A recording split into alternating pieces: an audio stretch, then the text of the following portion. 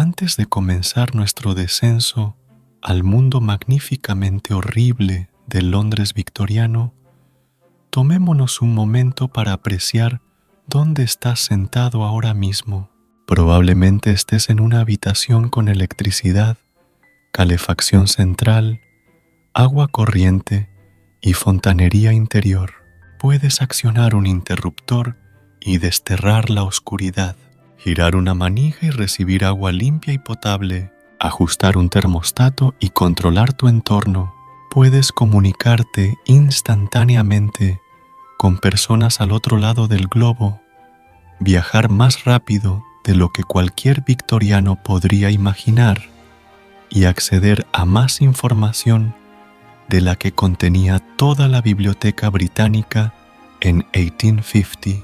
Ahora, aférrate a esa apreciación, porque estamos a punto de aventurarnos en un mundo donde ninguna de estas cosas existía, donde la comodidad era un lujo, donde la supervivencia era un logro, y donde un buen día era simplemente uno en el que nadie de tu familia moría de enfermedades prevenibles. Esta no es una historia del progreso triunfante, aunque el progreso sí hace una aparición, usualmente cubierto de hollín y tosiendo disculpas. Esta no es una historia de nobleza humana superando la adversidad, aunque la nobleza ocasionalmente aparece, a menudo, en los lugares más inesperados y vistiendo la ropa más inapropiada.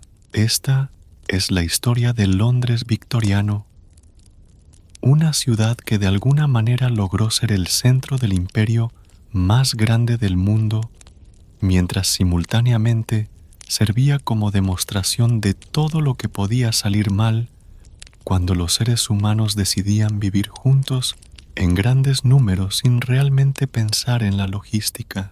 Es la historia de millones de personas que despertaban cada mañana en una ciudad que parecía activamente hostil a la vida humana y que de alguna manera lograban no solo sobrevivir, sino construir algo que los sobreviviría a todos.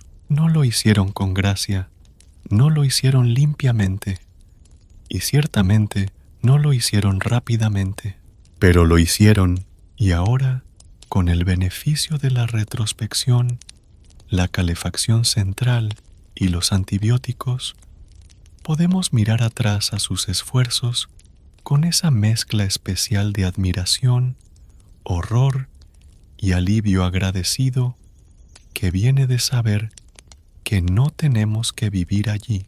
Así que acomódate en tu silla cómoda, en tu habitación bien iluminada, con tu agua limpia y tu sistema de alcantarillado confiable, y exploremos cómo era la vida cuando todas estas cosas eran lujos, sueños imposibles, o simplemente no habían sido inventadas aún.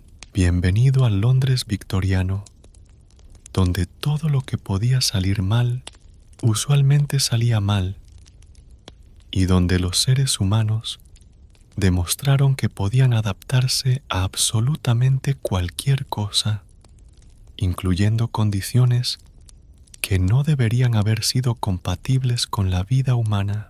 Comencemos. Capítulo 1. La ilusión romántica, o cómo nos equivocamos en todo sobre todo. El Londres victoriano. Cierra los ojos y deja que tu imaginación pinte el cuadro que siglos de literatura, cine y pensamiento deseoso colectivo han creado para nosotros. Las calles empedradas, sí, pero no cualquier calle empedrada. Imagínalas brillando con lluvia romántica en lugar de escorrentía industrial y desechos humanos. Las farolas de gas parpadeando con encanto misterioso en lugar de infraestructura municipal poco confiable que fallaba regularmente, dejando barrios enteros en oscuridad potencialmente fatal. Los carruajes tirados por caballos con cortinas ondeando dramáticamente, llevando aristócratas a eventos sociales importantes en lugar de transportar carbón, cuerpos o aguas residuales a sus diversos destinos. Podrías imaginar algo salido directamente de un drama de época de la BBC, donde cada problema puede resolverse en 45 minutos más anuncios, donde los pobres son pintorescos en lugar de genuinamente sufrientes, y donde el aire es fresco y limpio en lugar de espeso suficiente para masticar. Imagínalo, mujeres con bonetes elegantes intercambiando comentarios ingeniosos mientras delicadamente beben té de tazas de porcelana china que no han sido recicladas a través de 17 dueños previos. Sus conversaciones brillan con inteligencia y tensión romántica sutil. Discuten literatura, filosofía y las últimas modas de París, aparentemente nunca habiendo oído del cólera, raquitismo o la alarmante tasa de mortalidad entre mujeres en el parto. Los hombres se quitan sus sombreros de copa bien cepillados, probablemente todos llamados algo digno como Nigel o Bartholomew o Reginald Montgomery Worthington III. Tienen conversaciones significativas sobre honor, deber y el futuro del imperio, mientras fuman pipas que no les dan cáncer de pulmón, porque eso aún no ha sido inventado. Conducen negocios en oficinas con paneles donde los tratos de apretón de manos son honrados, donde la palabra de un caballero es su fianza y donde la desigualdad económica es meramente un hecho desafortunado de la vida en lugar de una característica sistemática del capitalismo industrial. Siempre hay niebla en este Londres imaginario, pero es del tipo romántico, el tipo misterioso que añade atmósfera en lugar de carcinógenos. Se arremolinó artísticamente alrededor de las lámparas de gas, creando pozos de luz dorada en los que suceden conversaciones importantes y se revelan puntos cruciales de la trama. Es el tipo de niebla que hace que todo se sienta poético y misterioso en lugar de como respirar a través de un calcetín de lana que ha sido empapado en químicos industriales. Este Londres imaginario tiene problemas, ciertamente, pero son el tipo de problemas que pueden resolverse a través del heroísmo determinado, el amor verdadero o las conferencias morales severas. Los pobres son agradecidos, los ricos son benevolentes, y todos conocen su lugar en el gran orden social que hace que todo funcione sin problemas y justamente para todos los involucrados. Es un cuadro hermoso, elegante, significativo, romántico. Habla a nuestro deseo de tiempos más simples cuando la vida tenía estructura, cuando las personas tenían roles claros, cuando la sociedad funcionaba según reglas comprensibles y principios morales. Pero tomemos esa imagen y gentilmente prendámosle fuego, no porque disfrutemos destruyendo cosas hermosas, sino porque la verdad es mucho más interesante, más compleja y más humana de lo que cualquier fantasía romántica podría ser jamás. Porque el Londres victoriano, en realidad, era menos Downton Abbey y significativamente más no toques nada, no respires muy profundo y trata de no morir antes de la cena. El Londres victoriano real era una ciudad construida por accidente, habitada por necesidad y sobrevivida a través de la pura negativa obstinada humana a admitir que todo el proyecto probablemente era una idea terrible desde el inicio. Empecemos con donde las personas realmente vivían, ya que hogar en el Londres victoriano era un concepto que requería considerable imaginación para reconocer. Imagina despertar en una habitación tan húmeda que el moho no solo se ha mudado, sino que ha establecido su propio ecosistema complejo, su propia jerarquía social y posiblemente sus propias opiniones políticas. El moho no solo está creciendo en las paredes, ha logrado una especie de conciencia. Tiene esquinas favoritas, momentos preferidos del día para expandirse y lo que solo puede describirse como ambiciones de moho. Compartes esta habitación con toda tu familia, 3 generaciones de profundidad, posiblemente una cabra que entró durante el golpe de frío particularmente severo del invierno pasado y nunca se fue, definitivamente varias familias de ratones que no pagan alquiler pero contribuyen al ambiente general, y ocasionalmente un extraño que apareció una noche y ha estado viviendo silenciosamente en la esquina desde entonces porque nadie tiene la energía para desalojarlo.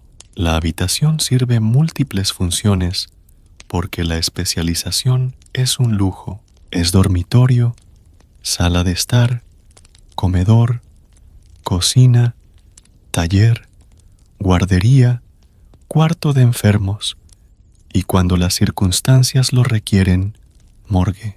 No es que los victorianos fueran intencionalmente eficientes con el espacio.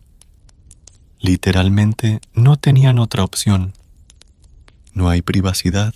La privacidad es un concepto inventado por personas que tienen suficientes habitaciones para todos. En el Londres victoriano, la privacidad era algo de lo que oías hablar a la gente rica, como viajar al continente o bañarse regularmente. No hay silencio tampoco. Los sonidos de la vida, muerte, enfermedad, discusión, romance y funciones corporales se filtran a través de paredes que tienen la integridad estructural del pensamiento optimista. ¿Y la fontanería interior? Eso no es solo un lujo. Es una fantasía futurista, una posibilidad milagrosa de que tal vez, algún día, los humanos podrían desarrollar la tecnología para traer agua dentro de los edificios y llevarse los desechos sin tener que cargarlos manualmente. Es material de ciencia ficción, junto con viajar a la luna o entender por qué la gente se enferma. El cubo en la esquina sirve múltiples propósitos. No los enumeraremos, porque algunas cosas es mejor dejarlas a la imaginación. En realidad, no lo son. Nada sobre esto es mejor dejado a la imaginación, porque tu imaginación probablemente no está preparada para la realidad de lo que un solo cubo tenía que lograr en un mundo sin agua corriente, sistemas de alcantarillado o manejo adecuado de desechos. Este cubo era amigo, enemigo, necesidad, vergüenza, peligro para la salud y a veces la diferencia entre mantener algún vestigio de dignidad humana y la rendición completa a la necesidad animal.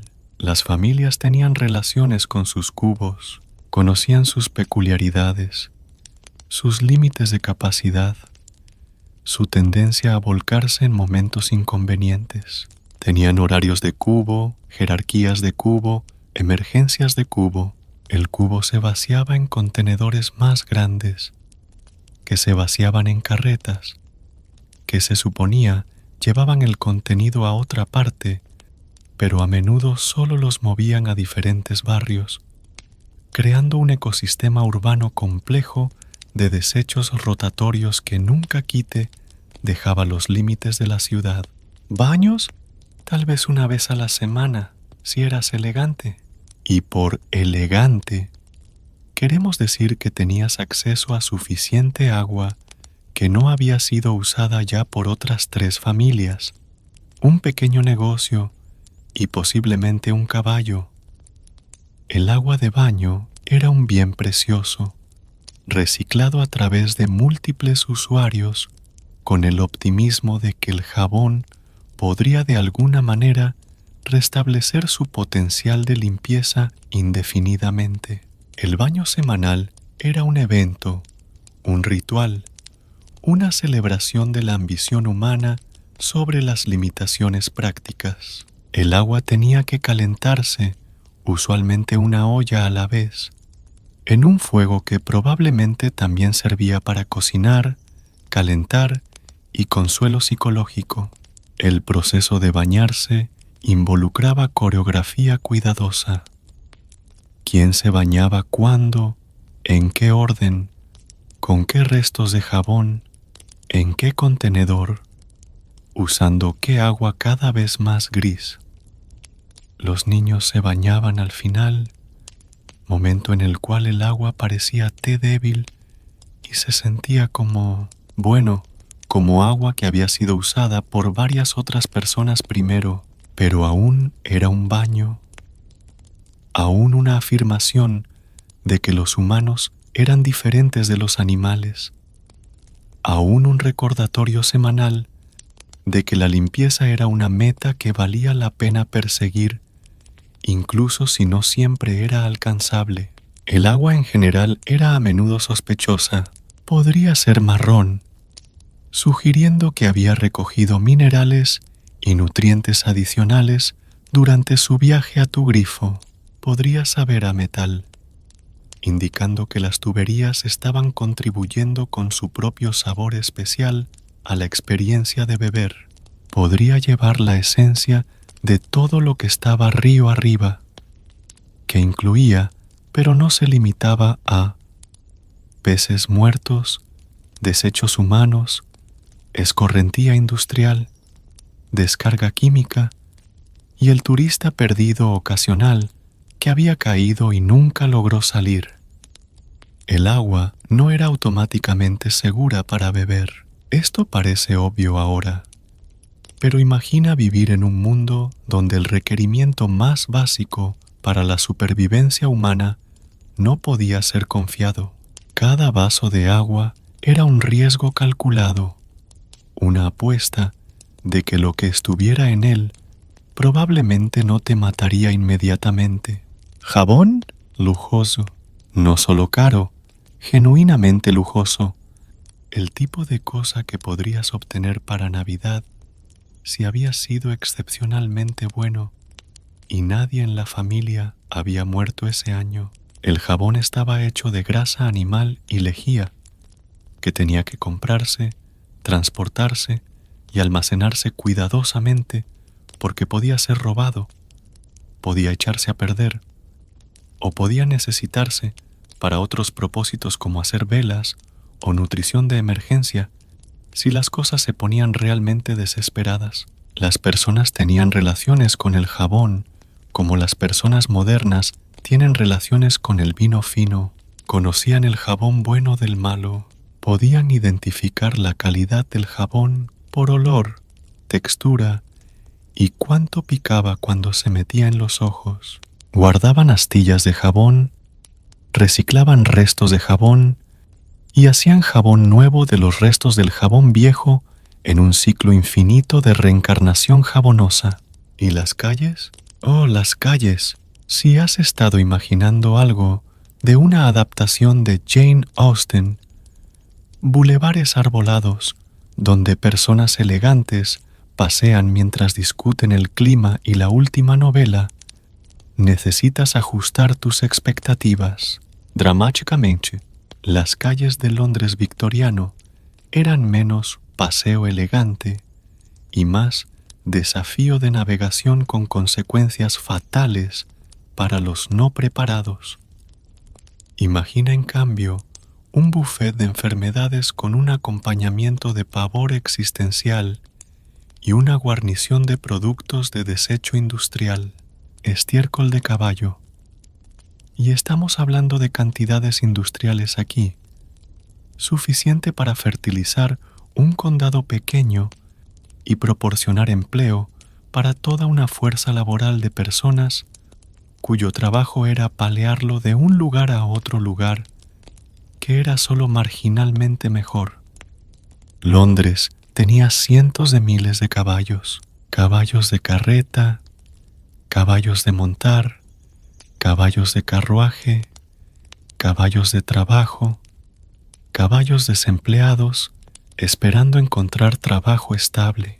Cada caballo producía aproximadamente 35 libras de estiércol por día, más varios galones de orina. Haz las matemáticas. En realidad, no hagas las matemáticas. Los números son demasiado deprimentes.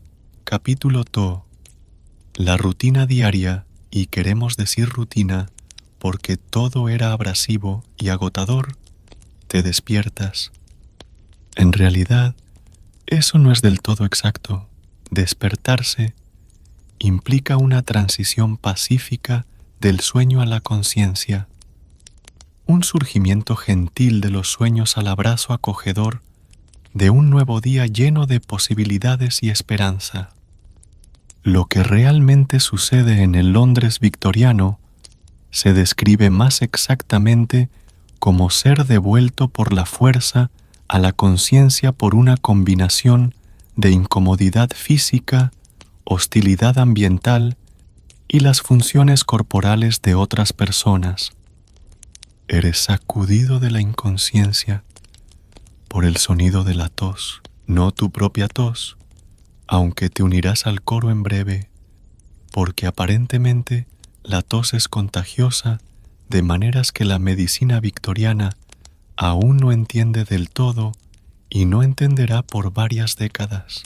Es la tos de tu vecino filtrándose a través de paredes tan delgadas que son más una sugerencia social que una barrera real entre seres humanos. Estas no son paredes en el sentido moderno de la palabra. Las paredes modernas son cosas sólidas y sustanciales que realmente separan espacios y amortiguan sonidos. Las paredes victorianas en viviendas de clase trabajadora son más como esperanzas arquitectónicas hechas de materiales baratos y optimismo desesperado. Están construidas de lo que estuviera disponible: tablones delgados, yeso sobre listones de madera, o en casos verdaderamente económicos, solo láminas claveteadas que pretenden ser paredes mientras no engañan absolutamente a nadie. O podría ser la tos de tu hermano, la que comenzó hace 3 semanas como una irritación leve de garganta y gradualmente se ha desarrollado en una sinfonía de sonidos perturbadores que sugieren que su sistema respiratorio está experimentando algún tipo de reestructuración fundamental. O la tos de tu madre, que ha desarrollado un nuevo silbido alarmante que suena como un motor pequeño tratando de arrancar en una mañana particularmente fría mientras se queda sin combustible. O la tos de tu hermana, que solo aparece por la noche y parece estar conectada a la mancha húmeda en la pared que ha estado creciendo constantemente más grande y agresiva durante el mes pasado.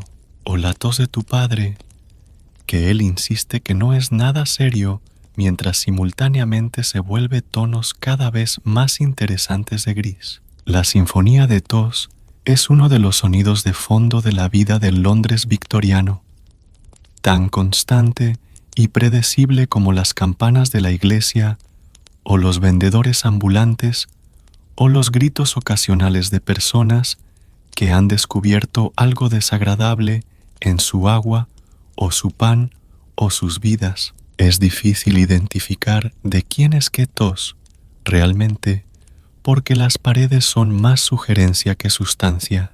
Fueron construidas por optimistas que creían que capas delgadas de yeso y buenas intenciones podrían de alguna manera contener los sonidos, olores y caos general de la existencia humana. Estaban equivocados. Adorablemente, catastróficamente, costosamente equivocados. El sonido no solo pasa a través de estas paredes, vive en ellas. Conversaciones, discusiones, momentos íntimos, procesos digestivos y estertores de muerte se vuelven experiencias compartidas sin importar si quieres que lo sean o no. La privacidad no es solo rara, es físicamente imposible cuando las ondas sonoras tratan tu vivienda como una sugerencia en lugar de una barrera. ¿Te duele la espalda? Por supuesto que duele. Este no es el dolor gentil que viene de dormir en una posición ligeramente incómoda. Este es el dolor comprensivo y estructural que viene de pasar 8 horas en una superficie que tiene menos amortiguación que la mayoría de cortezas de árbol. Tu cuello también duele, no es solo incómodo. Es ese tipo especial de dolor que te hace cuestionar si tu columna vertebral está realmente conectada al resto de tu cuerpo o si solo está pasando el rato en la vecindad general, esperando lo mejor y ocasionalmente enviando señales de dolor para recordarte que existe y no está feliz con las condiciones actuales. Tus hombros duelen del frío, tus caderas duelen de la dureza de la cama, tus rodillas están rígidas de estar dobladas en posiciones antinaturales toda la noche, porque la cama no es lo suficientemente larga para un ser humano completamente crecido. Todo duele, no porque hayas estado ejercitándote o trabajando particularmente duro, sino porque dormir en sí se ha convertido en una forma de prueba de resistencia física.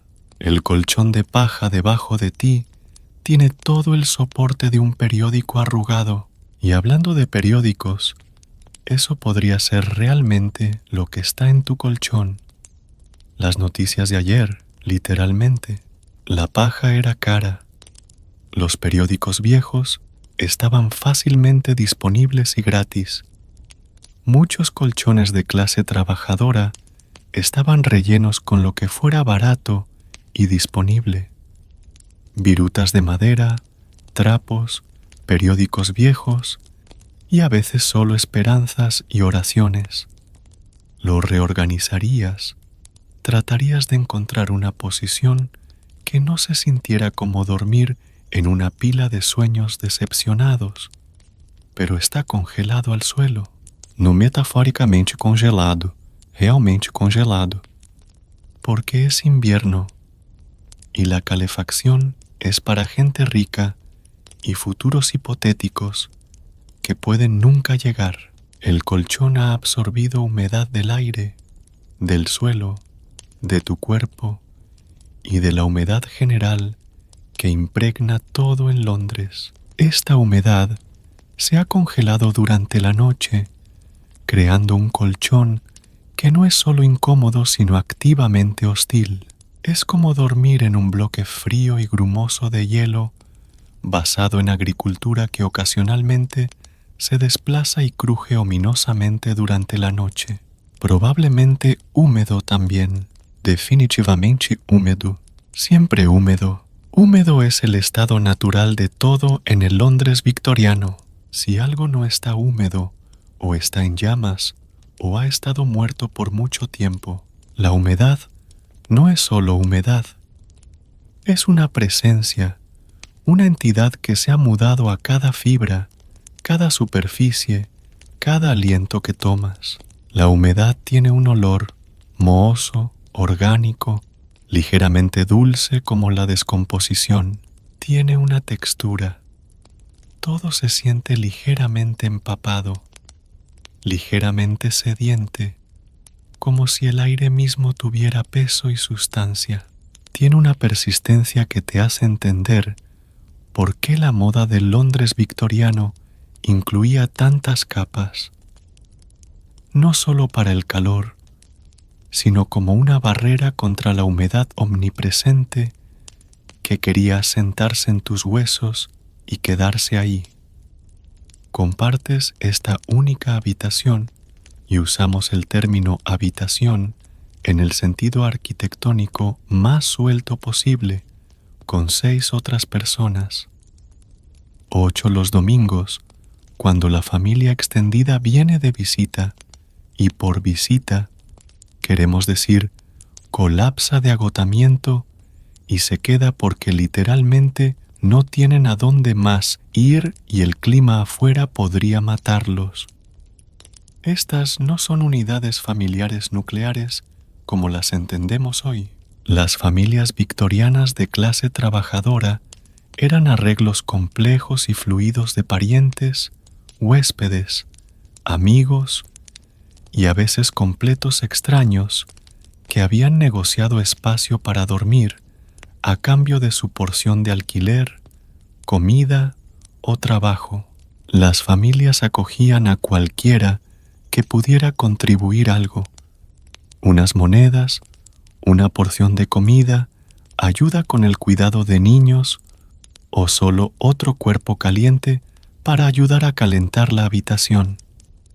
La familia podría incluir abuelos que no podían permitirse vivir independientemente, hijos adultos que no podían permitirse mudarse, primos del campo que habían venido a Londres buscando trabajo, amigos que habían perdido su propia vivienda y a veces personas cuya conexión con la familia era tan distante o complicada que nadie podía recordar exactamente cómo habían llegado a ser parte del hogar.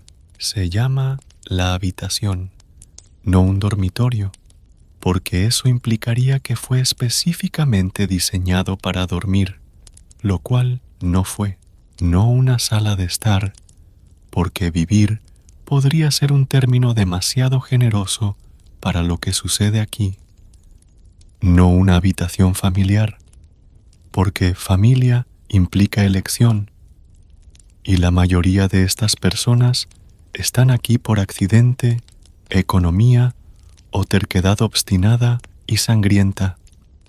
No es un parlor, sala de dibujo, sala de estar, o cualquiera de los espacios especializados que presentan los hogares de clase media. No tiene una función específica porque tiene que servir todas las funciones. Es la habitación, la única habitación, la habitación que hace todo porque tiene que hacerlo. Hace todo el trabajo, igual que tú lo harás. Dormitorio cuando la gente necesita dormir. Sala de estar cuando la gente necesita sentarse. Comedor cuando hay comida que comer. Cocina cuando la comida necesita prepararse. Taller cuando se necesita hacer trabajo.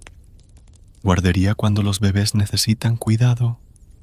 Cuarto de enfermos cuando la enfermedad ataca. Y ocasionalmente morgue cuando la enfermedad gana. La habitación sirve como espacio de almacenamiento para todo lo que la familia posee, que no es mucho, pero aún necesita ir a algún lugar. La ropa cuelga de clavos en las paredes. Ollas y sartenes se apilan en esquinas. Las herramientas se apoyan contra cualquier superficie que las soporte.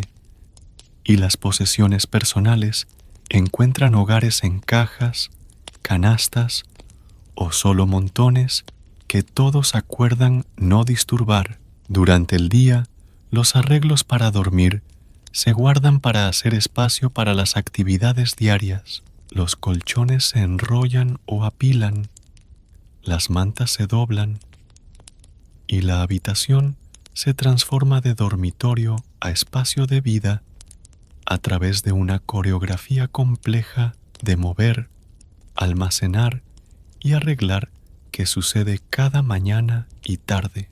El aire huele a lana mojada, repollo hervido y un toque de desesperación, no solo tristeza, desesperación actual, con notas de resignación y un final de pánico apenas contenido. Si la desesperación fuera un perfume, esta sería su mejor cosecha, envejecida en barriles de sueños rotos y embotellada por personas que habían renunciado a esperar días mejores. El olor a lana mojada viene de ropa que nunca se seca del todo, colgando en una habitación que está demasiado húmeda, demasiado fría, y no recibe suficiente circulación de aire. La ropa se lava cuando es absolutamente necesario, usualmente en agua fría con jabón mínimo, y luego se cuelga donde sea que haya espacio. Se seca lentamente, incompletamente, y absorbe los otros olores en la habitación mientras se seca. El olor a repollo viene del hecho de que el repollo es barato, llena, y una de las pocas verduras que las familias pobres pueden permitirse regularmente. Se hierve hasta la sumisión, a menudo en la misma olla usada para todo lo demás, y el olor impregna todo en la habitación. El repollo se convierte en una forma de vida. Repollo de desayuno, repollo de cena, sopa de repollo sobrante y la memoria persistente de todo el repollo que vino antes. El olor de desesperación es más difícil de identificar, pero inconfundible una vez que lo conoces. Es el olor de la esperanza diferida, de sueños abandonados, de personas que han dejado de esperar que las cosas mejoren y se han conformado con tratar de evitar que empeoren. Es el olor de resignación mezclada con determinación, de rendirse sin entregarse, de continuar existiendo cuando la existencia ha perdido la mayoría de su alegría. Te vistes rápidamente bajo la manta si tienes la suerte de tener una manta y la suerte de que no haya sido prestada por alguien con necesidades más urgentes o mejores habilidades de negociación. Vestirse es una operación estratégica que requiere planificación, velocidad y la habilidad de contorsionar tu cuerpo de maneras que minimicen la exposición al aire. El frío no es solo incómodo, es personal. Alcanza a través de tu ropa, a través de tu piel, y se asienta en tus huesos como un pariente no deseado que planea quedarse para el invierno y tiene opiniones fuertes sobre todo lo que haces. El frío tiene peso, sustancia, y lo que parece intención maliciosa. Encuentra cada hueco en tu ropa, cada momento cuando no estás prestando atención, cada debilidad en tus defensas contra el ambiente. La ropa victoriana de clase trabajadora no fue diseñada para comodidad o calor. Fue diseñada para durar el mayor tiempo posible mientras requería mantenimiento mínimo. La ropa se remendaba, se parcheaba, se alteraba y se pasaba hasta que literalmente se desarmaba. Un solo atuendo podría durar años, gradualmente haciendo la transición de ropa a parcialmente ropa a más esperanza que tela. La ropa interior, si la tenías, era utilitaria en lugar de cómoda.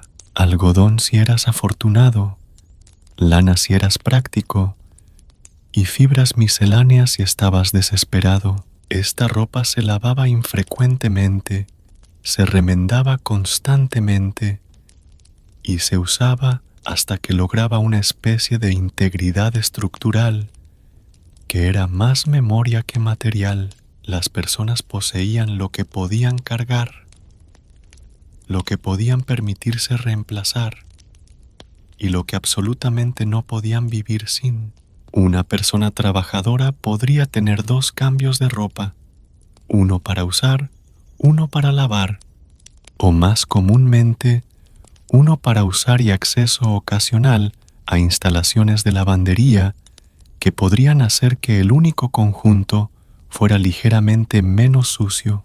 Hay una palangana de agua para todos, una para 7 personas, a veces 8, a veces más, dependiendo de quién se metió durante la noche buscando refugio, y se quedó porque moverse requería energía que nadie tenía y porque las alternativas eran peores. Esta no es una palangana grande. Esta no es una palangana diseñada para múltiples usuarios. Esta es una palangana que fue destinada para una persona, tal vez dos en ocasiones especiales, siendo pedida que sirva las necesidades de lavado de todo un hogar.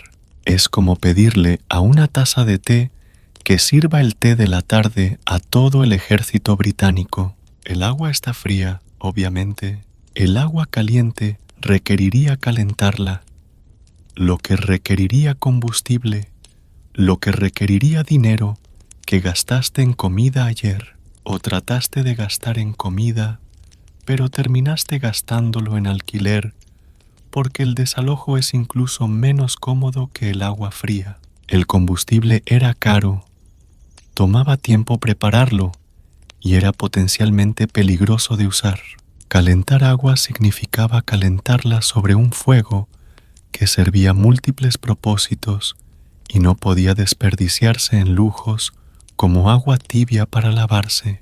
El agua caliente era para cocinar, para emergencias, para los enfermos y ocasionalmente para breves momentos de lujo cuando alguien había logrado ahorrar suficiente carbón o madera para hacerlo posible.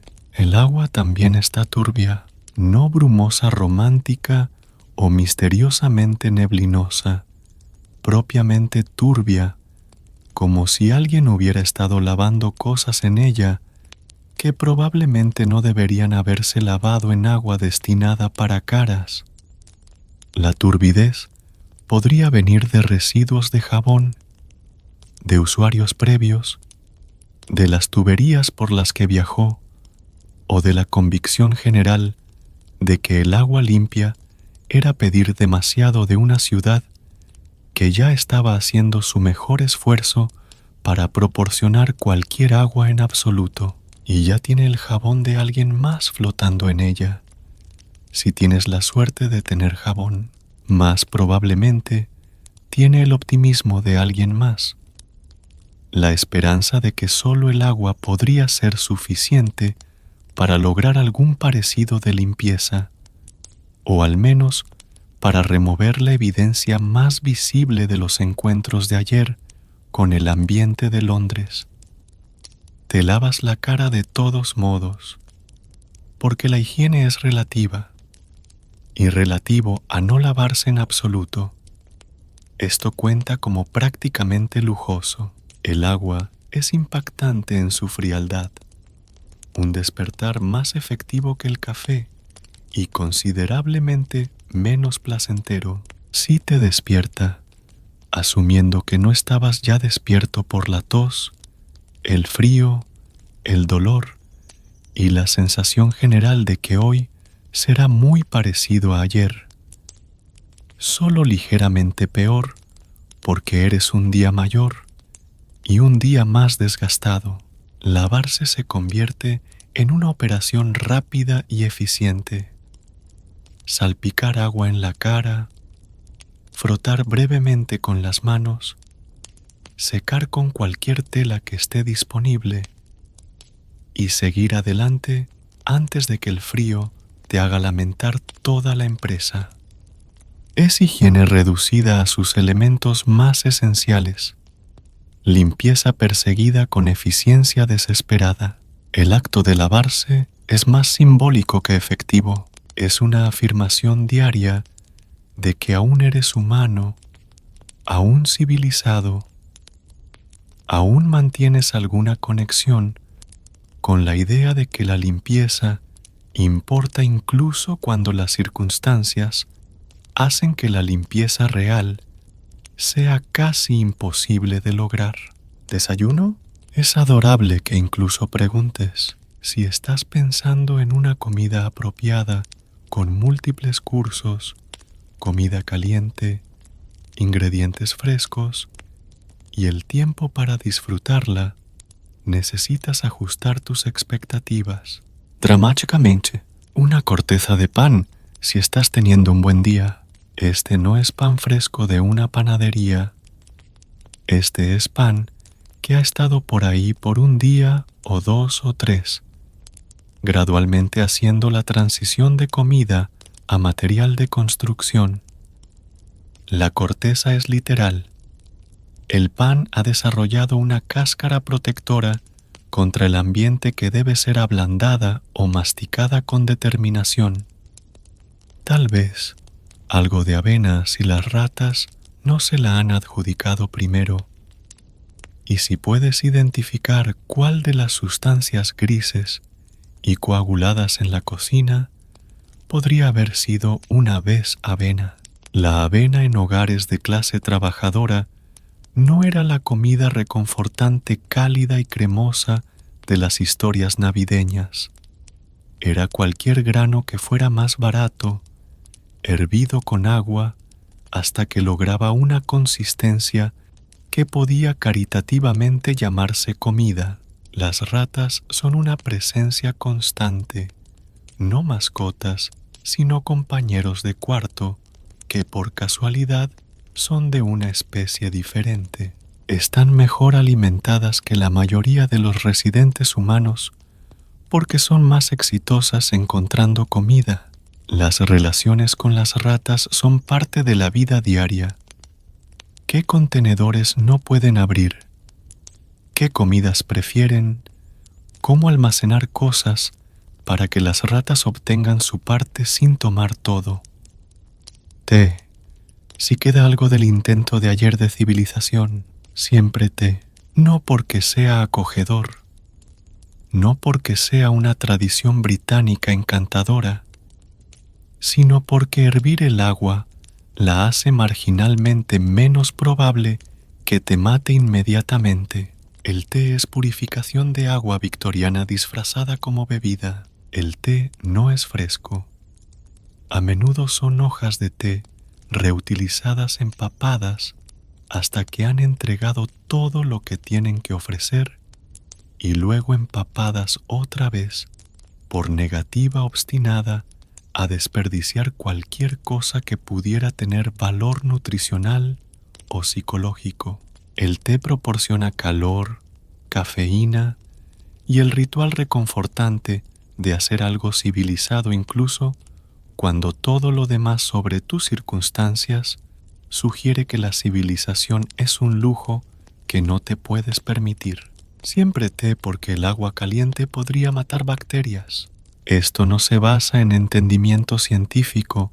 La teoría de gérmenes aún se está desarrollando y debatiendo, sino en la observación práctica de que las personas que bebían agua hervida se enfermaban menos a menudo que las personas que bebían agua directamente de fuentes cuestionables. El pan está duro, por supuesto que está duro. El pan fresco es para personas con trabajos que pagan lo suficiente para comprar pan el mismo día que se hace. Personas que pueden permitirse desperdiciar comida que no está perfectamente fresca. Personas que tienen suficiente dinero para elegir frescura sobre mera disponibilidad. La dureza es una escala deslizante. El pan de un día es meramente firme. El pan de 2 días requiere estrategia. El pan de 3 días se convierte en un proyecto. El pan de una semana es un material de construcción que por casualidad es comestible si eres creativo al respecto. Ablandas el pan en té, si tienes té, creando un desayuno que es parte bebida, parte comida y parte esperanza de que la combinación proporcionará suficiente energía para pasar la mañana, o simplemente aceptas que el desayuno es una prueba de fuerza de mandíbula y resistencia dental, un desafío matutino temprano que te prepara para las otras dificultades del día. La combinación de pan duro y té débil se convierte en una rutina familiar y reconfortante. No es buena comida, pero es tu comida. Y hay algo psicológicamente importante sobre tener cualquier rutina en absoluto, cuando tanto de la vida es impredecible, incontrolable e incómoda. Afuera, la niebla está esperando, siempre esperando, como un depredador paciente que sabe que tendrás que salir eventualmente y está preparado para estar ahí cuando lo hagas. Capítulo 3. El desfile de esqueletos. Oh, cómo la muerte se convirtió en un evento social y la enfermedad se convirtió en una forma de vida.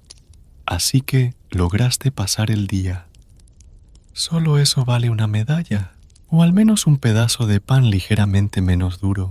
Tal vez incluso pan que es solo mayormente duro, con toques de lo que podría haber sido cuando era joven y optimista, y aún creía en su futuro como una comida apropiada en lugar de una prueba de resistencia dental.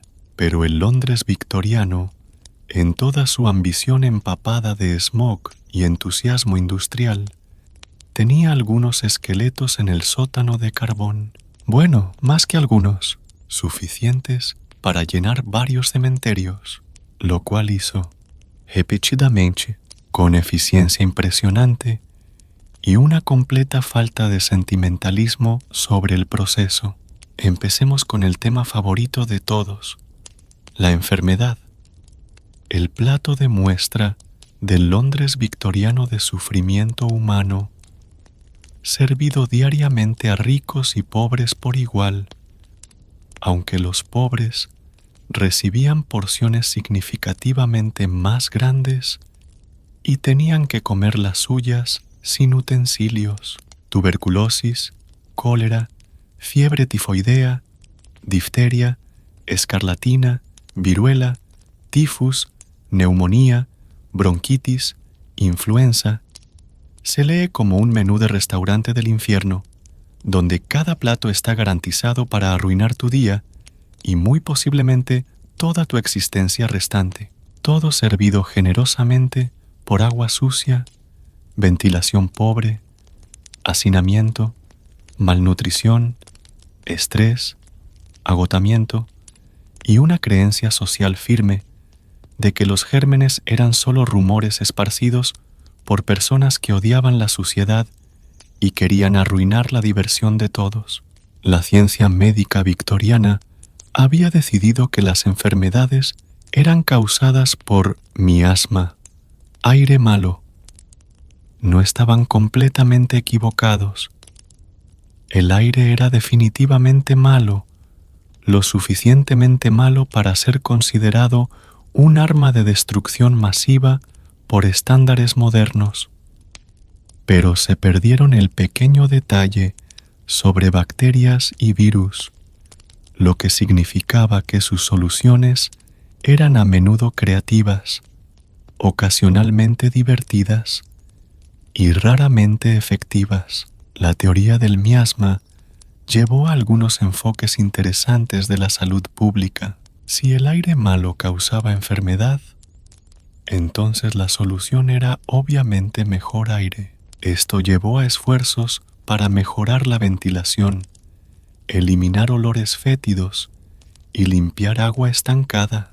Estas medidas a veces ayudaban, pero usualmente por razones que los doctores victorianos no entendían. El compromiso de la profesión médica con la teoría del miasma también llevó a algunos malentendidos espectaculares sobre la transmisión de enfermedades. El cólera se pensaba que era causado por debilidad moral y carácter pobre en lugar de agua contaminada.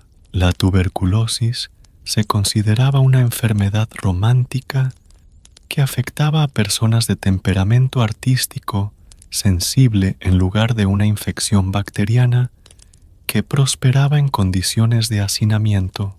¿Tienes cólera? Prueba algo de opio. No curará el cólera, pero te importará menos morir de él. ¿Tuberculosis? Más opio. La tuberculosis aún te matará, pero flotarás pacíficamente en lugar de jadear por aire con terror. ¿Pierna rota? ¿Has considerado el opio? No arreglará el hueso, pero estarás demasiado relajado para quejarte de la cojera permanente. El opio era la aspirina victoriana, medicamento para la ansiedad, antidepresivo y droga de entretenimiento, todo enrollado en un paquete conveniente. Estaba fácilmente disponible, relativamente barato, y tenía la ventaja distinta de hacer que todo pareciera menos terrible de lo que realmente era. La desventaja era que era altamente adictivo y potencialmente fatal, pero en un mundo donde la mayoría de las cosas eran potencialmente fatales de todos modos, la adicción parecía un riesgo manejable. Los botiquines victorianos estaban abastecidos con remedios basados en opio para todo, láudano para el dolor, paregórico para problemas estomacales, polvo de Dover para la fiebre e incontables medicinas de patente que prometían curar todo desde la calvicie hasta la debilidad moral. El opio se mezclaba con alcohol, hierbas e ingredientes misteriosos para crear medicinas que podrían no curar nada, pero definitivamente harían que los pacientes se sintieran diferentes sobre sus problemas. Podrías morir de un resfriado, no un resfriado metafórico, no una enfermedad romántica que desperdiciaba a personas hermosas mientras escribían poesía, un resfriado real, cotidiano, nada especial, que decidía ponerse ambicioso e invitar a todos sus amigos. Neumonía, bronquitis y consumo. Estos amigos vendrían de visita y nunca se irían, gradualmente tomando control de tu sistema respiratorio, como ocupas que habían decidido que tus pulmones eran un lugar agradable para criar una familia. Lo que ahora conocemos como infecciones respiratorias menores podían volverse fatales en el Londres victoriano, porque los sistemas inmunológicos de las personas ya estaban comprometidos por malnutrición, estrés, agotamiento y exposición constante a toxinas ambientales. Un simple resfriado podía desarrollarse en neumonía. La neumonía podía llevar a sepsis, y la sepsis podía matar en días, o podrías morir de la cura. Los doctores no solo estaban experimentando, básicamente estaban tirando dados y esperando lo mejor mientras mantenían un aire de confianza profesional que convencía a los pacientes de pagarles por tratamientos que a menudo eran peores que las enfermedades que se suponía que debían abordar. Su arsenal médico incluía sanguijuelas para remover la sangre mala que obviamente estaba causando tus problemas. La teoría era que la enfermedad era causada por un desequilibrio de humores corporales y el sangrado restauraría el equilibrio apropiado. En la práctica, esto a menudo significaba debilitar a pacientes que ya estaban debilitados por la enfermedad, haciendo la recuperación menos probable en lugar de más. El mercurio se prescribía para todo, aparentemente: sífilis, depresión, estreñimiento, problemas dentales. El mercurio era el remedio universal que prometía arreglar lo que estuviera mal contigo. Desafortunadamente, el mercurio es extremadamente tóxico, y el envenenamiento por mercurio a menudo causaba más problemas que la condición original. Los pacientes podrían recuperarse de su dolencia inicial solo para desarrollar problemas neurológicos inducidos por mercurio, falla renal o muerte. La sangría era popular porque si tenías demasiada sangre, eso era claramente el problema. Los doctores abrían venas con lancetas, adherían sanguijuelas a varias partes del cuerpo o usaban copas de ventosas para atraer sangre a la superficie. Los pacientes a menudo eran sangrados hasta que se desmayaban lo cual se consideraba una señal de que el tratamiento estaba funcionando en lugar de evidencia de que estaban siendo literalmente drenados de vida. Si los tratamientos conservadores no funcionaban, los doctores podrían probar enfoques más agresivos, la trepanación, taladrar agujeros en cráneos para dejar salir los espíritus malignos. Aún se practicaba para ciertas condiciones. La teoría era que la enfermedad mental, epilepsia o dolores de cabeza severos eran causados por espíritus malignos o humores malos atrapados en la cabeza, y crear una apertura permitiría que estas influencias dañinas escaparan.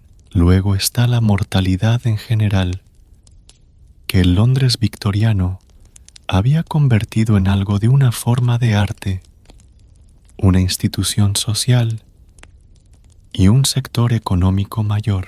La expectativa de vida promedio en los 1850s, mediados de los 40, si tenías suerte, si eras rico, si vivías en la parte bonita de la ciudad donde el aire era solo mayormente tóxico y el agua era solo ocasionalmente venenosa. La expectativa de vida variaba dramáticamente por clase social y ubicación. Las personas de clase trabajadora en el East End podrían esperar vivir hasta principios de los 30, mientras que las personas adineradas en el West End podían razonablemente esperar 50 o más años. La ubicación importaba tanto como los ingresos. Incluso las personas ricas morían más jóvenes si vivían en áreas contaminadas. El concepto de muerte natural era diferente en el Londres victoriano. Las personas esperaban morir jóvenes y las familias planeaban para altas tasas de mortalidad. No era inusual que los padres sobrevivieran a múltiples hijos, que los niños quedaran huérfanos antes de alcanzar la edad adulta, o que las personas experimentaran las muertes de varios cónyuges durante sus vidas. Los niños a menudo no pasaban de los 5. Las tasas de mortalidad infantil y juvenil eran asombrosas por estándares modernos. En algunas áreas de Londres, la mitad de todos los niños morían antes de alcanzar su 5º cumpleaños. Las familias no nombraban a los niños hasta que habían sobrevivido su primer año, porque encariñarse con alguien que probablemente no sobreviviría parecía inversión emocional innecesaria, y si los niños sí llegaban a la edad adulta, felicitaciones. Ahora podías esperar una vida de trabajo que destruía la columna, contaminación del aire que colapsaba los pulmones, y la realización eventual de que tu cuerpo era esencialmente una máquina biológica diseñada para descomponerse espectacularmente y en el momento más inconveniente posible. La mortalidad infantil era tan común que moldeaba las estructuras familiares, relaciones sociales y planificación económica. Las familias tenían muchos hijos en parte porque esperaban que varios murieran.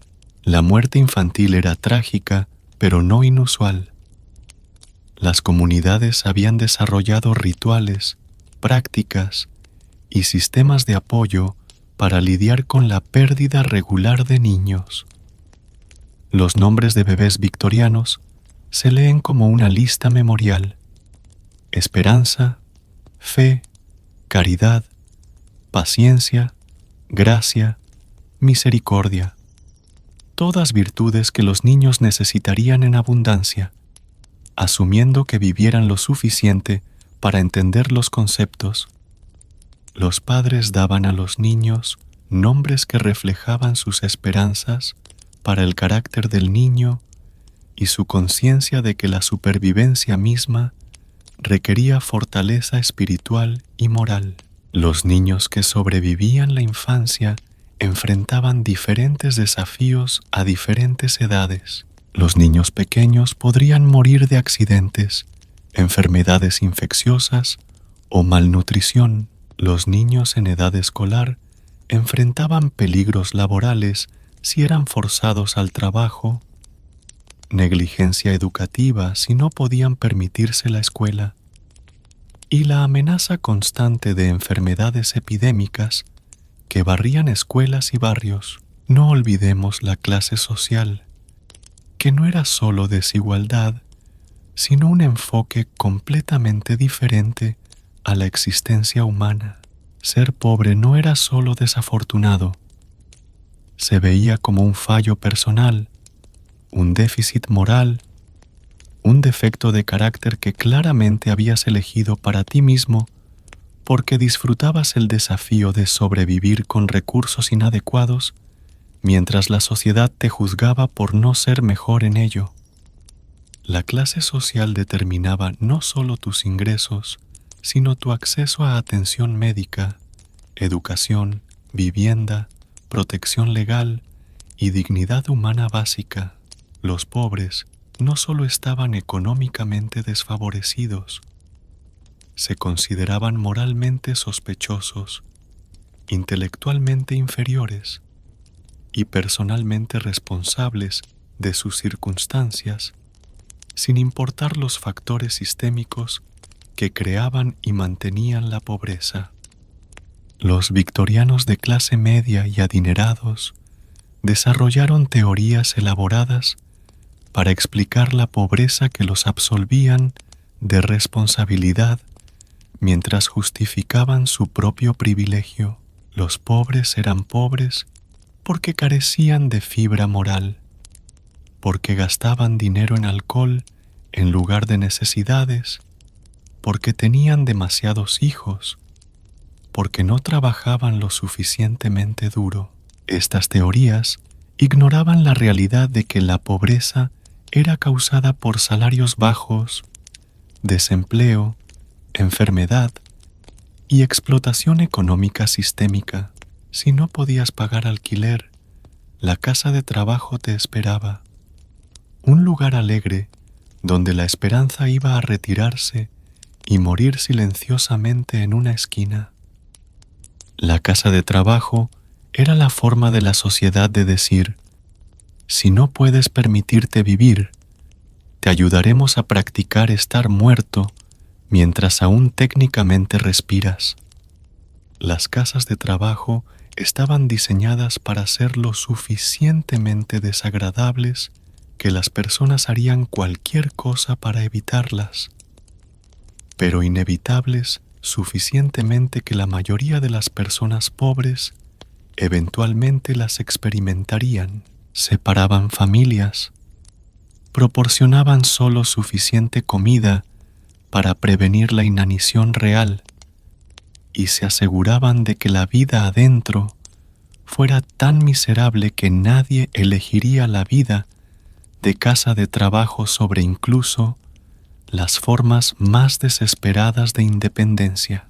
Capítulo 4. Interludios históricos. Cuando la historia realmente sucedió y las personas tuvieron que lidiar con ello, derivemos ahora hacia el pasado más profundo, no hacia el ruido de la vida diaria, la tos, las maldiciones, el zumbido de fondo constante de una ciudad tratando de no colapsar bajo su propio peso, mientras simultáneamente se expandía más allá de cualquier definición razonable de planificación urbana, sino hacia esas ondas largas y lentas del tiempo donde eventos reales rodaron por Londres como niebla por Fleet Street, excepto que estos eventos tuvieron consecuencias que duraron más que el viaje matutino al trabajo, cambiaron más que solo el horario del día y afectaron a más personas que solo aquellas lo suficientemente desafortunadas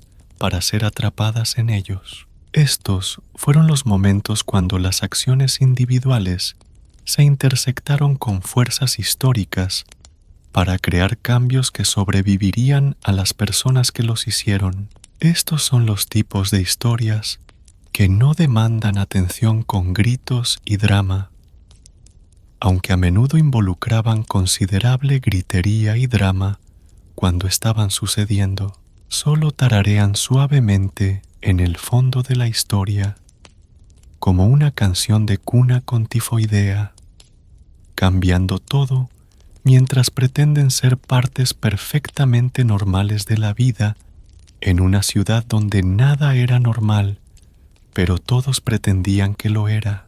La Gran Peste de 1858. Cuando la democracia casi se ahogó en aguas residuales y los políticos descubrieron que el dinero podía resolver problemas, cuando esos problemas los afectaban personalmente, sí, es exactamente tan adorable como suena. De hecho, es peor de lo que suena, porque ninguna combinación de palabras en el idioma inglés puede capturar adecuadamente el asalto olfativo que fue Londres en el verano de 1858. Si el olor pudiera matar, Londres habría sido despoblado en semanas. Imagina esto, un verano especialmente caluroso, y por caluroso queremos decir temperaturas que habrían sido placenteras en cualquier otro lugar, pero se volvieron apocalípticas cuando se combinaron con el enfoque único del Londres victoriano al manejo de desechos, que era esencialmente tíralo al río y espera que se vaya antes de que alguien se dé cuenta. El Támesis, esa vía acuática, una vez poderosa, que había llevado barcos romanos y asaltantes vikingos, que había sido testigo del ascenso y caída de reinos, que había inspirado poetas y pintores y músicos, había sido transformado en un espectáculo de horror líquido que habría traumatizado a Dante e impresionado a los demonios del infierno con su enfoque creativo al tormento. Desechos podridos, aguas residuales tibias, escorrentía industrial, descarga química, animales muertos tanto grandes como pequeños, restos humanos ocasionales y la producción concentrada de 8 millones de personas e incontables miles de caballos, todo tomando el sol de agosto como si estuvieran disfrutando un día de spa diseñado por alguien con una imaginación muy perturbada. El río, esencialmente, se había convertido en un inodoro de movimiento lento para toda un área metropolitana, una alcantarilla abierta vasta que por casualidad fluía por el centro de la ciudad más grande del mundo. Por décadas, los londinenses simplemente habían aceptado que el Támesis olía terrible y ocasionalmente mataba a personas que se acercaban demasiado. Se consideraba una inconveniencia menor, como mal clima o impuestos altos. Pero 1858 fue diferente. El calor ese verano fue excepcional, incluso por estándares londinenses. Día tras día de sol abrasador convirtió el Támesis en un horno gigante al aire libre, lentamente cocinando cada cosa repugnante que había sido arrojada en él durante los años precedentes. El olor se intensificó, se concentró y desarrolló nuevas capas de complejidad que desafiaron la capacidad humana para la resistencia sensorial. El olor no era solo malo, malo habría sido manejable, una mera desagradabilidad que las personas podrían haber adaptado e ignorado. Esto era un olor que tenía ambiciones, personalidad y posiblemente su propia agenda política. Era agresivo, intrusivo y parecía haber desarrollado inteligencia en su habilidad para encontrar nuevas maneras de asaltar la nariz humana y desafiar el espíritu humano. Penetraba todo: ropa, cabello, comida, muebles. Nada estaba a salvo del abrazo aromático del Támesis. Las personas podían saborearlo, sentirlo asentándose en su piel y percibir que lo seguía a casa como una mascota particularmente persistente y no deseada. Se volvió imposible escapar, incluso en interiores, incluso con ventanas cerradas y cortinas corridas. El Parlamento trató de seguir trabajando, porque el Parlamento tenía cosas importantes que discutir que no podían esperar a que la ciudad se volviera habitable otra vez. Tenían un imperio que dirigir, leyes que aprobar y una economía que manejar. Seguramente el negocio de gobernar podía continuar a pesar de un poco de desagradabilidad atmosférica. Empaparon las cortinas en cloruro de cal, pensando que el enmascaramiento químico podría superar la realidad biológica. Eso no ayudó. Si acaso, la combinación de hedor de aguas residuales y cloro creó nuevas experiencias olfativas que no habían existido antes y no deberían haber sido permitidas existir en absoluto. Colgaron paños empapados en cal alrededor del edificio, creando una especie de perímetro químico que se suponía proporcionaría protección del asalto aromático. También inefectivo, el olor penetró las barreras empapadas en cal como un ejército invasor determinado que había entrenado específicamente para este tipo de guerra de asedio. Trataron de cerrar las ventanas, pero entonces no podían respirar por razones completamente diferentes. La elección se volvió sofocarse por falta de aire o sufrir por la calidad del aire que estaba disponible. Ninguna opción era atractiva para hombres que estaban acostumbrados a tener sus incomodidades ambientales manejadas por sirvientes y sus problemas resueltos por otras personas. Las sesiones fueron interrumpidas no por desacuerdos políticos, sino por náusea colectiva. Los discursos se cortaron cuando los oradores ya no podían continuar sin vomitar. Los debates parlamentarios, normalmente caracterizados por elocuencia verbosa y retórica larga, se volvieron breves y enfocados mientras los miembros se apresuraban a través del negocio y huían al campo. Los miembros del Parlamento huyeron del edificio, cubriendo sus caras con pañuelos empapados en cualquier colonia que tuvieran disponible, pareciendo un desfile bizarro de bandidos perfumados escapando de un robo particularmente sin éxito.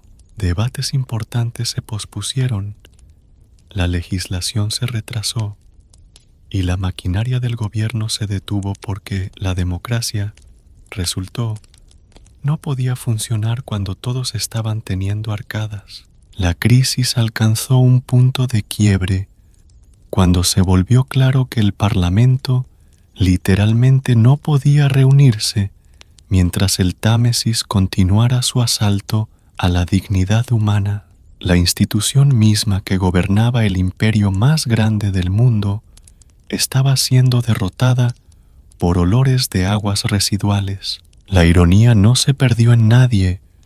Aunque pocas personas estaban de humor para apreciar la ironía mientras luchaban por no vomitar, finalmente hicieron lo que cualquier gobierno racional haría cuando se enfrentara a una crisis que los afectara personalmente. Le arrojaron dinero al problema. Mucho dinero, una cantidad verdaderamente impresionante de dinero, considerando cuán reticentes habían sido a gastarlo cuando la crisis solo estaba afectando a personas pobres que podían ser ignoradas o culpadas por sus propias circunstancias. Joseph Bazalgette, ingeniero jefe del Consejo Metropolitano de Obras, de repente se encontró con financiamiento ilimitado y un mandato para arreglar la situación del inodoro de Londres de una vez por todas. El mismo Parlamento que había resistido el gasto en salud pública durante décadas, de repente descubrió que la inversión en infraestructura era una prioridad nacional, cuando la alternativa era abandonar la ciudad capital al terrorismo aromático,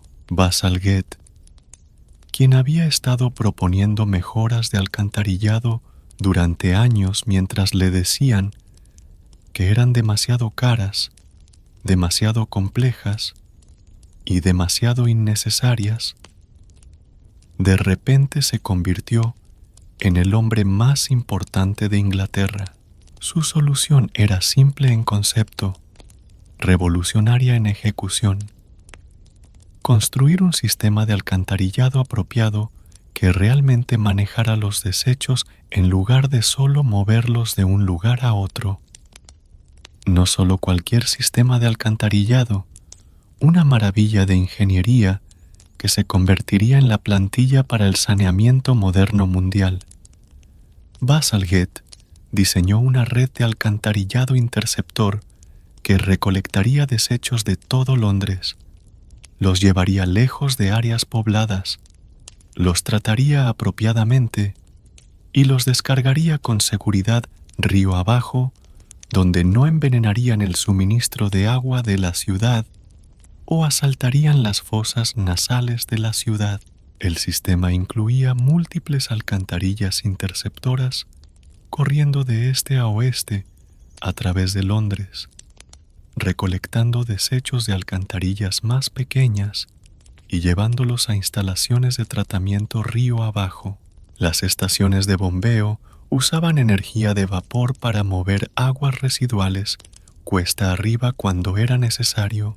Las plantas de tratamiento removían sólidos y permitían que el líquido se asentara antes de la descarga.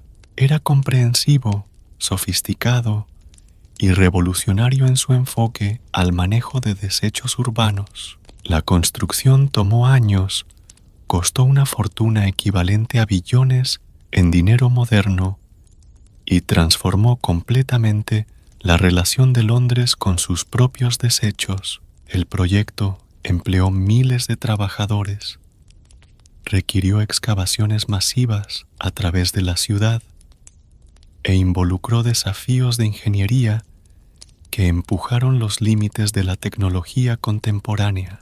El sistema de alcantarillado no era solo funcional, era hermoso. Bazalgette diseñó estructuras que reconocían la importancia de su función a través de la dignidad arquitectónica. Las estaciones de bombeo parecían catedrales al saneamiento, con decoraciones ornamentadas y atención cuidadosa a detalles estéticos que proclamaban el valor de la infraestructura de salud pública.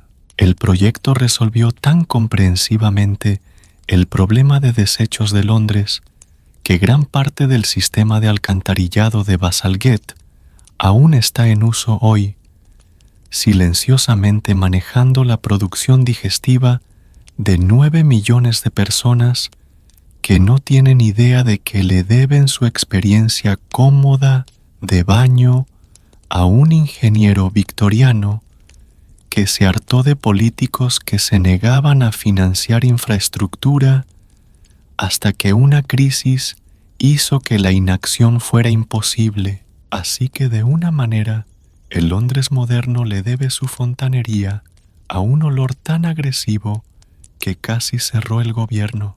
La Gran Peste demostró que incluso la institución política más obstinada eventualmente actuaría si el problema se volvía lo suficientemente personal, lo suficientemente público y literalmente imposible de ignorar. También demostró la capacidad victoriana para soluciones de ingeniería a problemas aparentemente imposibles.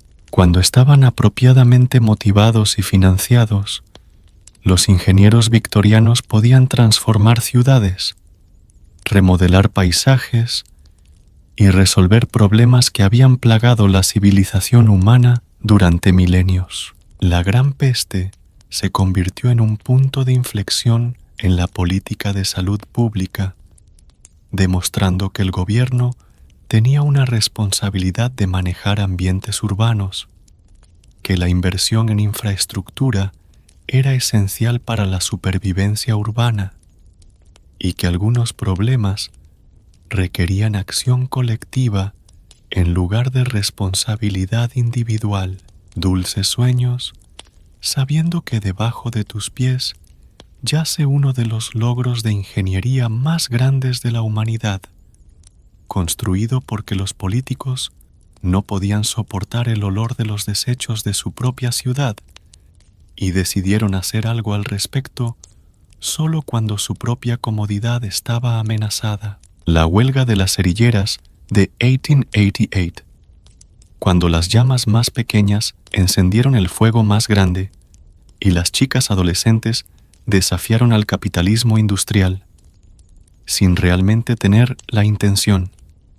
Imagina trabajar con fósforo blanco todos los días, todo el día, 6 días a la semana, 52 semanas al año. El fósforo blanco brilla en la oscuridad, lo cual suena mágico hasta que te das cuenta de que está lentamente disolviendo tu mandíbula desde adentro hacia afuera, mientras envenena tu sangre y pudre tus dientes y crea tumores que te harían desear la muerte rápida que esta sustancia también podría proporcionar. Bienvenido a la vida de una cerillera, donde cerillera no se refiere a alguien que arregla presentaciones románticas, sino a mujeres jóvenes cuyo trabajo era mojar palillos de cerillas en veneno por dinero que apenas las mantenía vivas lo suficiente para ser envenenadas. Estas eran mujeres jóvenes, la mayoría adolescentes, algunas tan jóvenes como 12, que trabajaban en la fábrica de cerillas de Bryant y May & Bow. La compañía era inmensamente rentable, produciendo millones de cerillas que encendían fuegos a través de Gran Bretaña y exportaban alrededor del mundo. El trabajo mismo era simple: mojar palillos de madera en soluciones químicas, secarlos, empaquetarlos en cajas y tratar de no pensar en lo que los químicos estaban haciendo a tu cuerpo. El pago era terrible, incluso por estándares victorianos, para el trabajo de mujeres. Una trabajadora de tiempo completo podría ganar 8 a 10 chelines por semana, apenas suficiente para comida y alojamiento, ciertamente no suficiente para lujos como atención médica, educación o esperanza para el futuro. Las trabajadoras de medio tiempo, que constituían gran parte de la fuerza laboral, ganaban incluso menos. Las horas eran largas. Turnos de 12 horas eran estándar.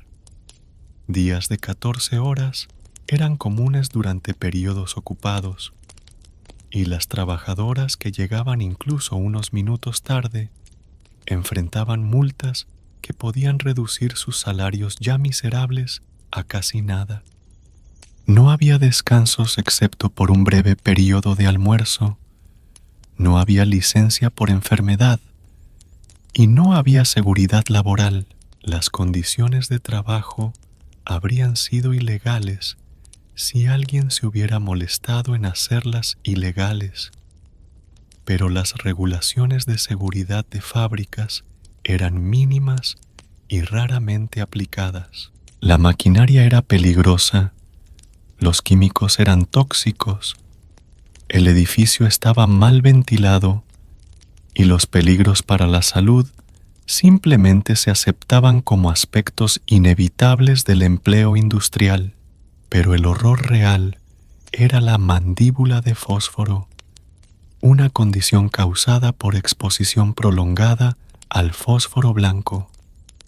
El químico gradualmente destruía los huesos de la mandíbula, creando abscesos, aflojando dientes y causando deformidades faciales que eran tanto dolorosas como socialmente estigmatizantes. Las trabajadoras con mandíbula de fósforo experimentaban dolor constante, dificultad para comer, problemas del habla y eventual muerte por envenenamiento de la sangre. La compañía sabía sobre la mandíbula de fósforo La gerencia estaba consciente de que su proceso de producción estaba literalmente disolviendo las caras de las trabajadoras, pero continuaron usando fósforo blanco porque era barato, efectivo y rentable. La salud de las trabajadoras era una externalidad, un costo que podía transferirse a las empleadas en lugar de ser absorbido por la compañía. Las trabajadoras que desarrollaban mandíbula de fósforo típicamente eran despedidas en lugar de tratadas. La compañía se negaba a reconocer cualquier responsabilidad por problemas de salud relacionados con el trabajo, alegando que las trabajadoras se enfermaban debido a higiene personal pobre, fallas morales o mala suerte en lugar de exposición a químicos industriales. Pero en 1888 algo notable sucedió.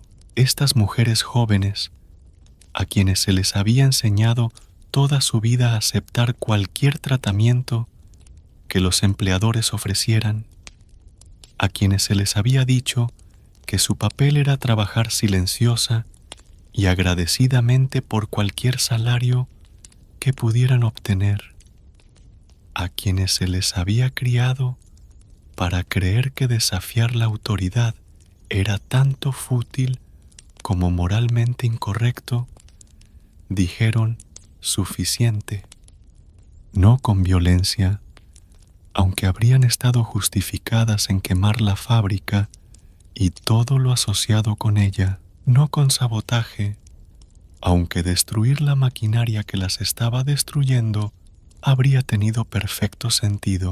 Solo con su presencia, su negativa a continuar trabajándose hasta la muerte y su insistencia obstinada de que merecían ser tratadas como seres humanos en lugar de equipo industrial desechable.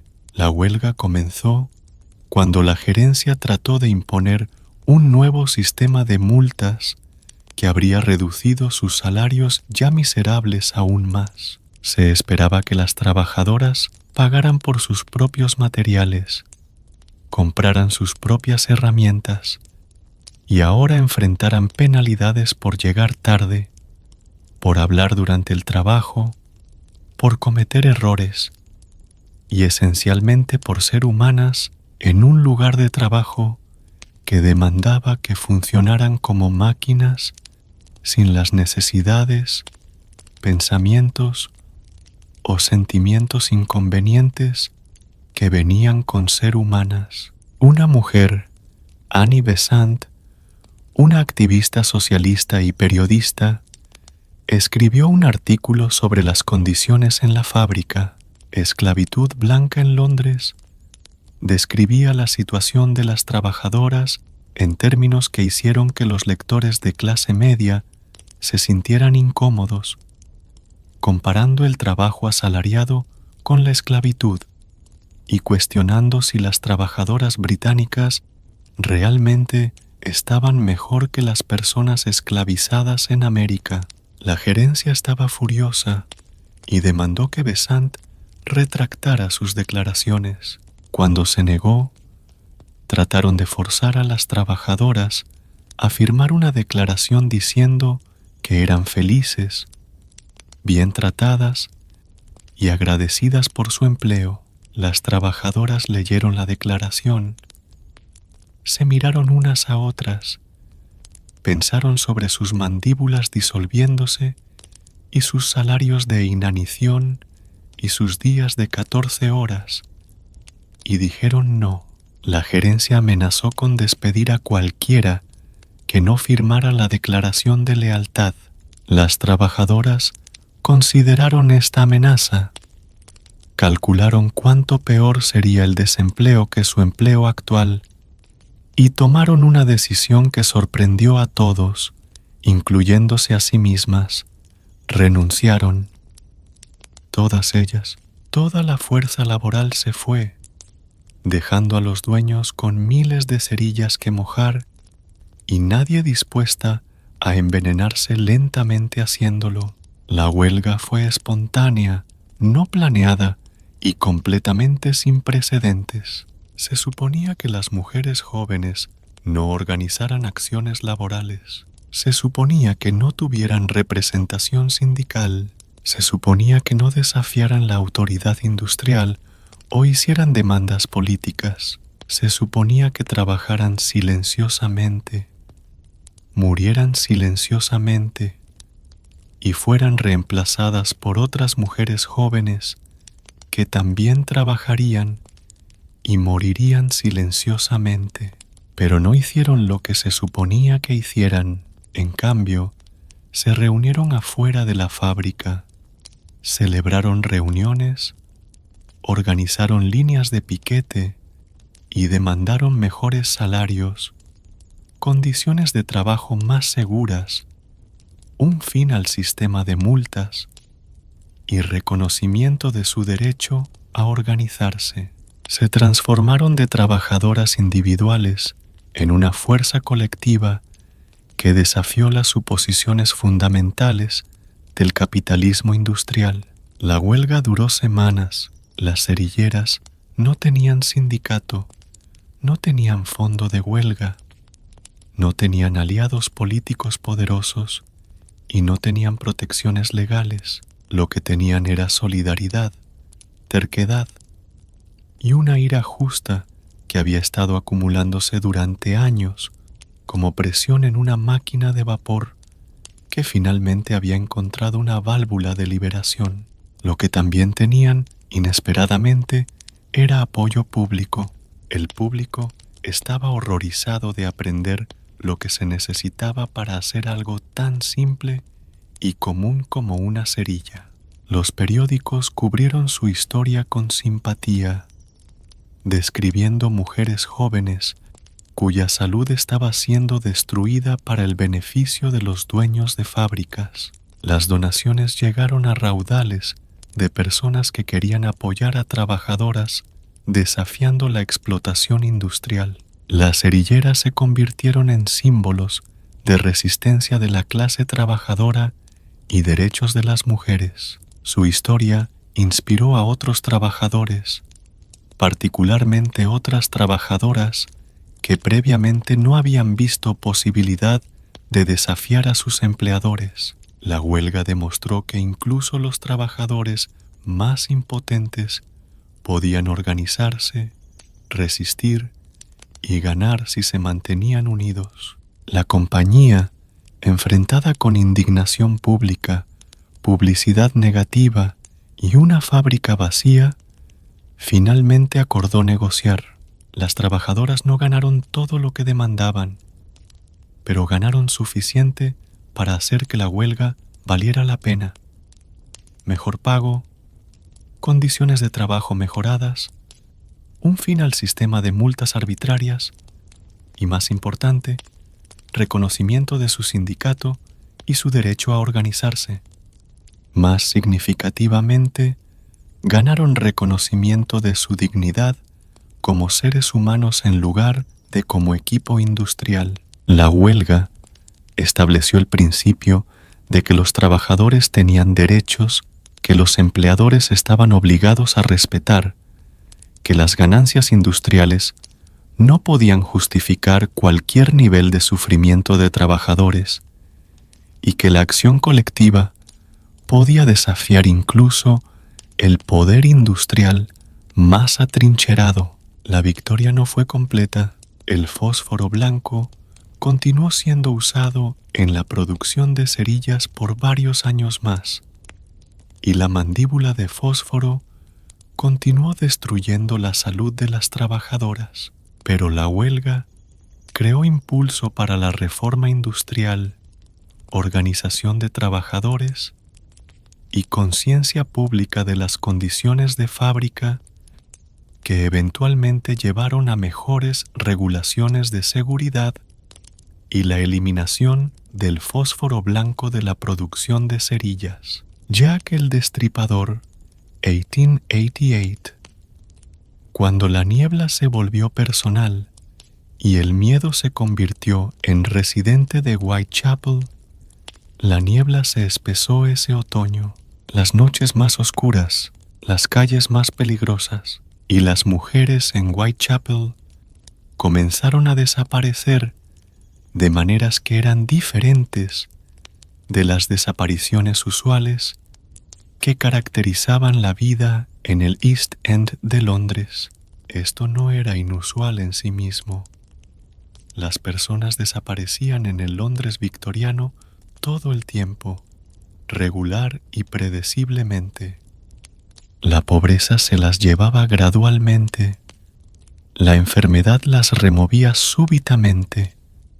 Los accidentes industriales las eliminaban eficientemente y la hostilidad urbana general simplemente las desgastaba hasta que cesaban de existir de cualquier manera significativa. La muerte era tan común que los periódicos solo se molestaban en reportarla cuando era particularmente inusual, particularmente violenta o afectaba a personas particularmente importantes. Pero esto era diferente, de maneras que hicieron que todos se sintieran incómodos, desde la policía que tenía que investigar hasta los editores de periódicos que tenían que reportarlo, hasta el público que tenía que leer sobre ello durante su té matutino, mientras trataban de no pensar en lo que estaba pasando en las partes más pobres de su ciudad. Estas desapariciones no eran el desvanecimiento gradual que caracterizaba la mayoría de muertes en el East End. Eran deliberadas, quirúrgicas, terriblemente precisas y diseñadas para hacer una declaración sobre algo que nadie podía identificar o entender completamente. Alguien estaba cazando mujeres en la parte más pobre de Londres y eran muy buenos en ello. Los periódicos tuvieron un día de campo absoluto, aproximándose a la historia con el entusiasmo apenas contenido de periodistas que habían descubierto que la miseria humana y el terror podían vender periódicos en cantidades sin precedentes. Aquí había una historia que tenía todo lo que sus lectores querían: misterio que desafiaba a la policía, violencia que excitaba sin amenazar directamente a personas respetables, comentario social que permitía a lectores de clase media sentirse superiores a las víctimas mientras se horrorizaban por su destino, y la oportunidad deliciosa de estar simultáneamente impactados y entretenidos. La cobertura de prensa era sensacional, explotadora y a menudo inexacta, pero servía a funciones sociales importantes. Enfocó la atención pública en las condiciones del East End, creó presión en la policía para resolver el caso y proporcionó un marco narrativo para entender la violencia urbana que la hacía parecer manejable en lugar de aleatoria y sin sentido. La policía no tuvo un día de campo, tuvieron lo opuesto de un día de campo. Tuvieron una investigación cada vez más desesperada de crímenes que parecían diseñados para burlarse de todo lo que pensaban que sabían sobre crimen, criminales y métodos para atraparlos. Cada pista desaparecía en el laberinto de calles del East End. Cada testigo resultaba poco confiable y cada teoría colapsaba bajo el peso de evidencia contradictoria. El misterio de Jack el Destripador se convirtió en parte permanente de la identidad de Londres, un recordatorio de que incluso en la ciudad más poderosa y civilizada del mundo, el terror podía golpear súbitamente y desaparecer sin explicación. Representaron la persistencia del misterio en una era que valoraba la explicación racional, la realidad del mal en una sociedad que creía en el progreso moral, y la vulnerabilidad de individuos en un ambiente urbano que prometía pero no siempre podía entregar protección y seguridad. Epílogo. El fantasma en la máquina. Oh, cómo el Londres victoriano aún vive entre nosotros. Y así concluye nuestro recorrido, pero no realmente. Porque el Londres victoriano nunca realmente terminó. Solo evolucionó, se transformó y se redistribuyó a través del mundo moderno de maneras que a veces son obvias y a veces invisibles, siempre presentes, pero no siempre reconocidas.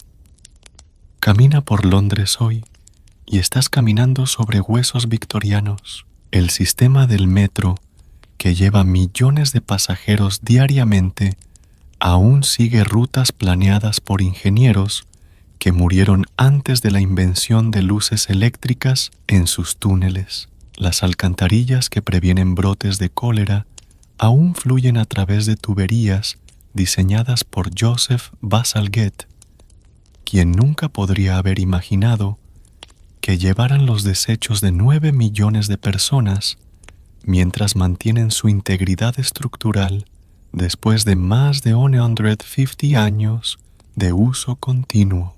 Los hospitales donde las personas reciben atención médica aún ocupan sitios elegidos por filántropos victorianos que creían que incluso los pobres merecían acceso a la curación. Aunque estarían asombrados por las condiciones antisépticas, la ausencia de gangrena y el concepto revolucionario de que lavarse las manos entre pacientes podría realmente salvar vidas en lugar de desperdiciar tiempo valioso.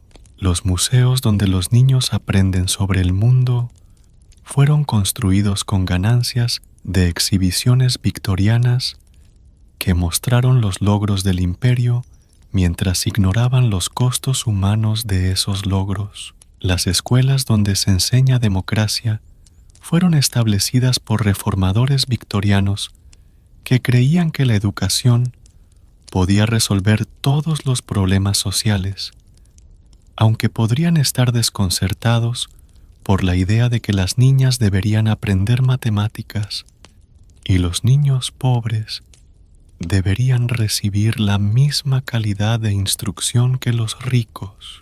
Pero la influencia del Londres victoriano se extiende mucho más allá de la infraestructura física hacia las suposiciones fundamentales sobre cómo las sociedades deberían funcionar, cómo las ciudades deberían organizarse y qué los gobiernos deben a sus ciudadanos. La idea de que la salud pública es una responsabilidad del gobierno en lugar de una preocupación privada, el Londres victoriano perfeccionó eso a través de prueba y error, mayormente error, hasta que los errores se volvieron tan espectaculares que incluso los políticos no podían ignorarlos.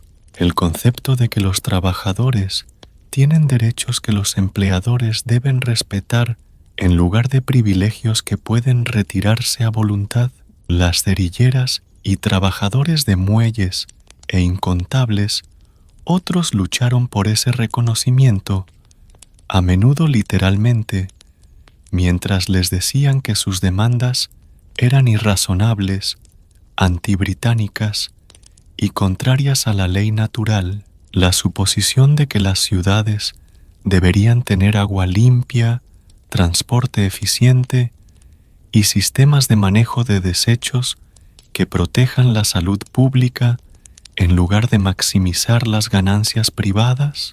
El Londres victoriano estableció esos como requerimientos básicos para la civilización urbana después de descubrir, a través de experiencia amarga, qué pasaba cuando las ciudades no los tenían.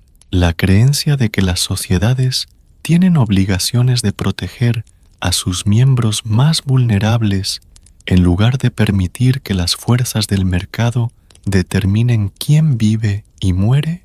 El Londres victoriano desarrolló ese principio gradualmente, reticentemente e incompletamente, pero lo establecieron lo suficientemente firmemente que ahora lo consideramos un aspecto fundamental de la sociedad civilizada.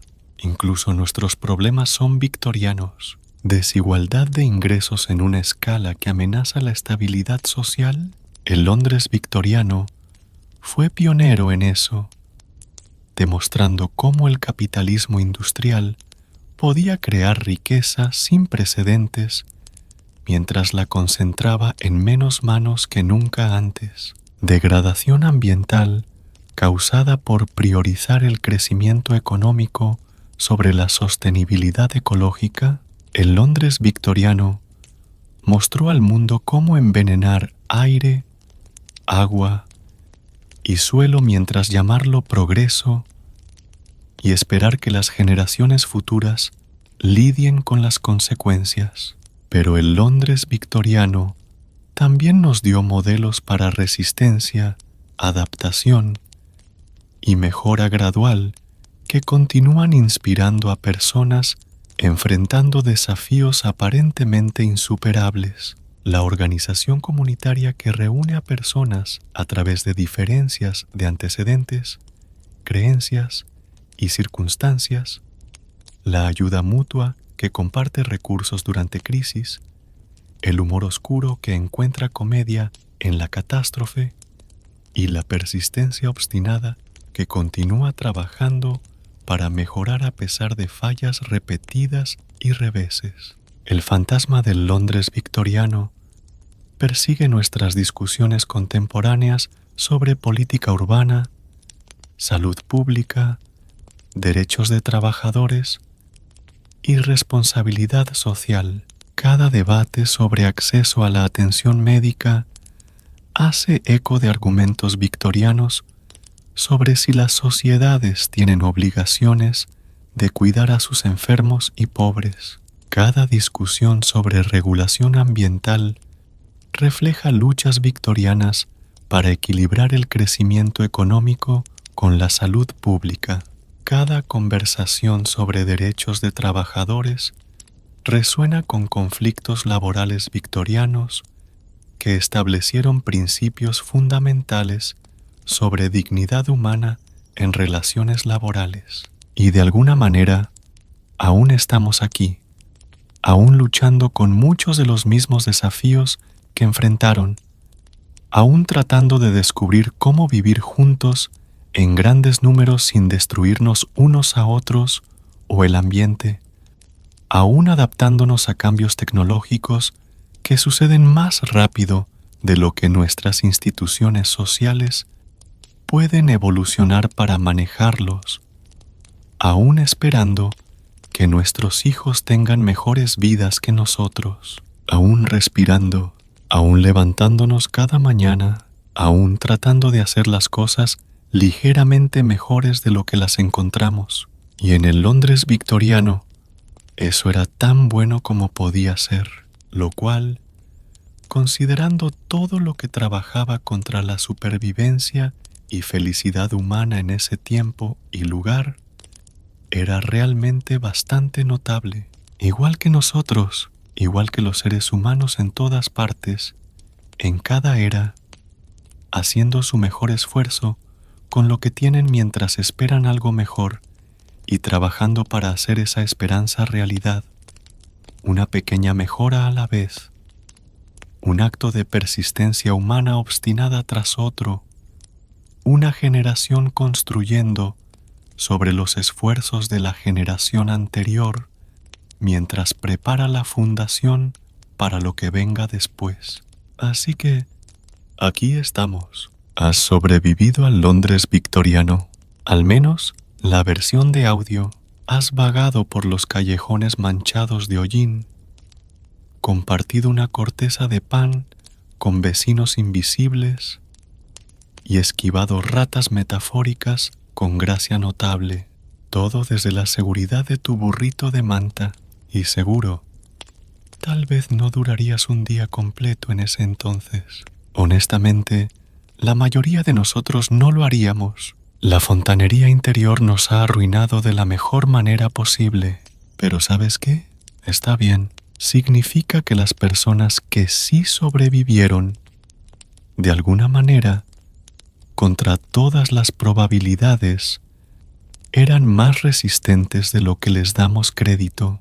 Así que la próxima vez que tu wifi se retrase o tu latte de leche de avena no esté a la temperatura exacta, solo recuerda, podrías estar despertando en una habitación de casa de vecindad, sin pasta de dientes, sin calefacción y un desayuno que puede o no contener aserrín. Duerme bien, amigo mío, te lo has ganado. Que tus sueños estén libres de niebla, tus almohadas suaves y tus pesadillas del siglo XIX históricamente exactas. Buenas noches. El fin.